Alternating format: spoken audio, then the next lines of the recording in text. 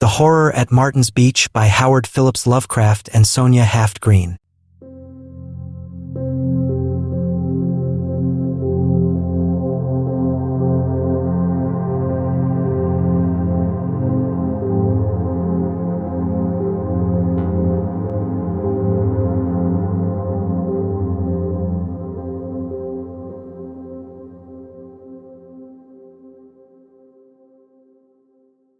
I have never heard an even approximately adequate explanation of the horror at Martin's Beach.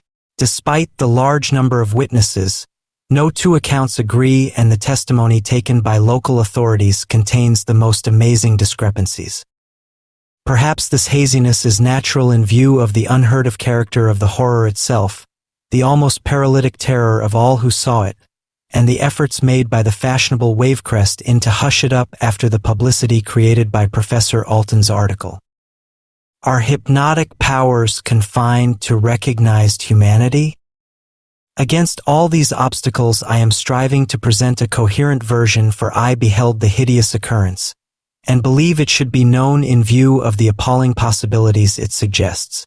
Martin's Beach is once more popular as a watering place, but I shudder when I think of it.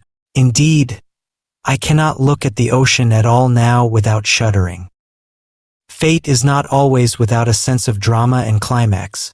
Hence the terrible happening of August 8, 1922, swiftly followed a period of minor and agreeably wonder-fraught excitement at Martin's Beach. On May 17, the crew of the fishing smack Alma of Gloucester, under Captain James P. Orne, killed, after a battle of nearly 40 hours, a marine monster whose size and aspect produced the greatest possible stir in scientific circles and caused certain Boston naturalists to take every precaution for its taxidermic preservation. The object was some 50 feet in length, of roughly cylindrical shape, and about 10 feet in diameter. It was unmistakably a gilled fish in its major affiliations, but with certain curious modifications, such as rudimentary forelegs and six-toed feet in place of pectoral fins, which prompted the widest speculation. Its extraordinary mouth, its thick and scaly hide, and its single, deep-set eye were wonders scarcely less remarkable than its colossal dimensions, and when the naturalists pronounced it an infant organism, which could not have been hatched more than a few days, public interest mounted to extraordinary heights. Captain Orne, with typical Yankee shrewdness, obtained a vessel large enough to hold the object in its hull, and arranged for the exhibition of his prize. With judicious carpentry, he prepared what amounted to an excellent marine museum, and, sailing south to the wealthy resort district of Martin's Beach, anchored at the hotel wharf and reaped a harvest of admission fees. The intrinsic marvelousness of the object, and the importance which it clearly bore in the minds of many scientific visitors from near and far, combined to make it the season's sensation. That it was absolutely unique to a scientifically revolutionary degree, was well understood. The naturalists had shown plainly that it radically differed from the similarly immense fish caught off the Florida coast, that, while it was obviously an inhabitant of almost incredible depths, perhaps thousands of feet, its brain and principal organs indicated a development startlingly vast, and out of all proportion to anything hitherto associated with the fish tribe. On the morning of July 20th, the sensation was increased by the loss of the vessel and its strange treasure. In the storm of the preceding night, it had broken from its moorings and vanished forever from the sight of man, carrying with it the guard who had slept aboard despite the threatening weather. Captain Orne, backed by extensive scientific interests and aided by large numbers of fishing boats from Gloucester, made a thorough and exhaustive searching cruise, but with no result other than the prompting of interest and conversation. By August 7th, hope was abandoned, and Captain Orne had returned to the Wavecrest Inn to wind up his business affairs at Martin's Beach and confer with certain of the scientific men who remained there. The horror came on August 8th. It was in the twilight, when gray seabirds hovered low near the shore and a rising moon began to make a glittering path across the waters. The scene is important to remember, for every impression counts. On the beach were several strollers and a few late bathers, stragglers from the distant cottage colony that rose modestly on a green hill to the north, or from the adjacent cliff perched in whose imposing towers proclaimed its allegiance to wealth and grandeur. Well within viewing distance was another set of spectators, the loungers on the inn's high-ceiled and lantern-lighted veranda, who appeared to be enjoying the dance music from the sumptuous ballroom inside. These spectators, who included Captain Orne and his group of scientific confreres, joined the beach group before the horror progressed far, as did many more from the inn. Certainly there was no lack of witnesses, confused though their stories be with fear and doubt of what they saw.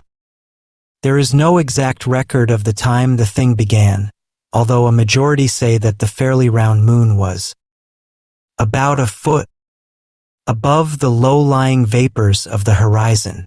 They mention the moon because what they saw seemed subtly connected with it, a sort of stealthy, deliberate, menacing ripple which rolled in from the far skyline along the shimmering lane of reflected moonbeams, yet which seemed to subside before it reached the shore. Many did not notice this ripple until reminded by later events, but it seems to have been very marked, differing in height and motion from the normal waves around it. Some called it cunning and calculating, and as it died away craftily by the black reefs afar out, there suddenly came belching up out of the glitter-streaked brine a cry of death, a scream of anguish and despair that moved pity even while it mocked it.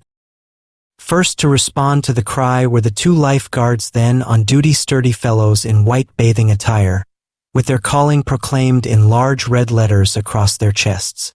Accustomed as they were to rescue work, and to the screams of the drowning, they could find nothing familiar in the unearthly ululation, yet with a trained sense of duty they ignored the strangeness and proceeded to follow their usual course.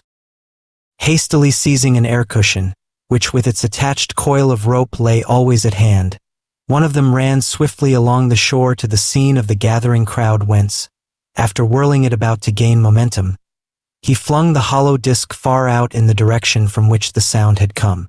As the cushion disappeared in the waves, the crowd curiously awaited a sight of the hapless being whose distress had been so great, eager to see the rescue made by the massive rope. But that rescue was soon acknowledged to be no swift and easy matter, for, pull as they might on the rope, the two muscular guards could not move the object at the other end. Instead, they found that object pulling with equal or even greater force in the very opposite direction, till in a few seconds they were dragged off their feet and into the water by the strange power which had seized on the proffered life-preserver. One of them, recovering himself, called immediately for help from the crowd on the shore, to whom he flung the remaining coil of rope, and in a moment the guards were seconded by all the hardier men, among whom Captain Orne was foremost. More than a dozen strong hands were now tugging desperately at the stout line, yet wholly without avail. Hard as they tugged, the strange force at the other end tugged harder, and since neither side relaxed for an instant, the rope became rigid as steel with the enormous strain. The struggling participants, as well as the spectators, were by this time consumed with curiosity as to the nature of the force in the sea. The idea of a drowning man had long been dismissed, and hints of whales, submarines, monsters, and demons now passed freely around. Where humanity had first led the rescuers, wonder kept them at their task, and they hauled with a grim determination to uncover the mystery. It being decided at last that a whale must have swallowed the air cushion, Captain Orne, as a natural leader, shouted to those on the shore that a boat must be obtained in order to approach, harpoon, and land the unseen leviathan. Several men at once prepared to scatter in quest of a suitable craft, while others came to supplant the captain at the straining rope, since his place was logically with whatever boat party might be formed. His own idea of the situation was very broad, and by no means limited to whales, since he had to do with a monster so much stranger. He wondered what might be the acts and manifestations of an adult of the species of which the 50-foot creature had been the merest infant. And now there developed with appalling suddenness the crucial fact which changed the entire scene from one of wonder to one of horror, and dazed with fright the assembled band of toilers and onlookers. Captain Orne, turning to leave his post at the rope, found his hands held in their place with unaccountable strength, and in a moment he realized that he was unable to let go of the rope. His plight was instantly divined, and as each companion tested his own situation, the same condition was encountered. The fact could not be denied. Every struggler was irresistibly held in some mysterious bondage to the hempen line which was slowly, hideously, and relentlessly pulling them out to sea. Speechless horror ensued, a horror in which the spectators were petrified to utter inaction and mental chaos. Their complete demoralization is reflected in the conflicting accounts they give, and the sheepish excuses they offer for their seemingly callous inertia. I was one of them, and no. Even the strugglers, after a few frantic screams and futile groans, succumbed to the paralyzing influence and kept silent and fatalistic in the face of unknown powers. There they stood in the pallid moonlight, blindly pulling against a spectral doom and swaying monotonously backward and forward as the water rose first to their knees, then to their hips. The moon went partly under a cloud, and in the half-light the line of swaying men resembled some sinister and gigantic centipede, writhing in the clutch of a terrible creeping death. Harder and harder grew the rope, as the tug in both directions increased, and the strands swelled with the undisturbed soaking of the rising waves. Slowly the tide advanced, till the sands so lately peopled by laughing children and whispering lovers were now swallowed by the inexorable flow.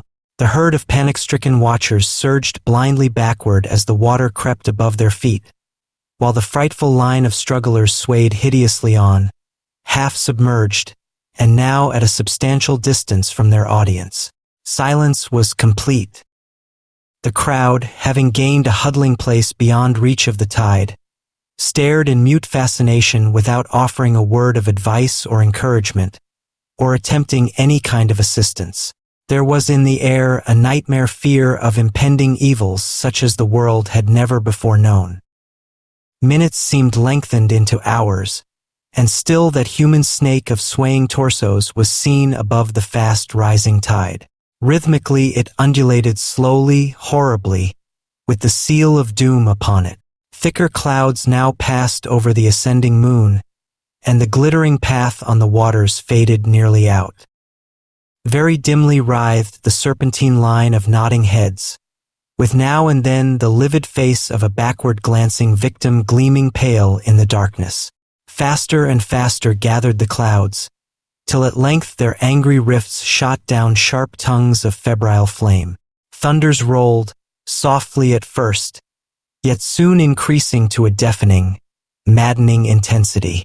Then came a culminating crash, a shock whose reverberations seemed to shake land and sea alike, and on its heels a cloudburst whose drenching violence overpowered the darkened world, as if the heavens themselves had opened to pour forth a vindictive torrent. The spectators, instinctively acting despite the absence of conscious and coherent thought, now retreated up the cliff steps to the hotel veranda. Rumors had reached the guests inside, so that the refugees found a state of terror nearly equal to their own.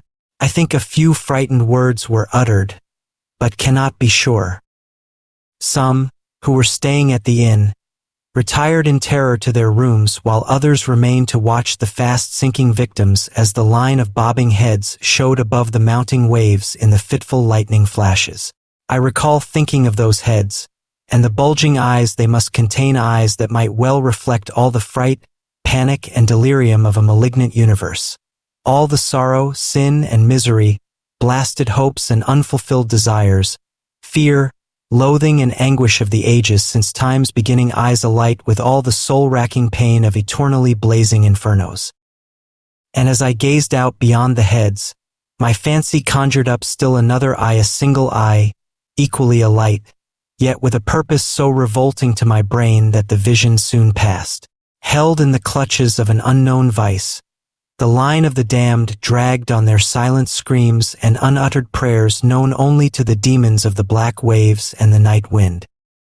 There now burst from the infuriate sky such a mad cataclysm of satanic sound that even the former crash seemed dwarfed. Amidst a blinding glare of descending fire, the voice of heaven resounded with the blasphemies of hell, and the mingled agony of all the lost reverberated in one apocalyptic, planet-rending peal of cyclopean din. It was the end of the storm, for with uncanny suddenness the rain ceased and the moon once more cast her pallid beams on a strangely quieted sea. There was no line of bobbing heads now.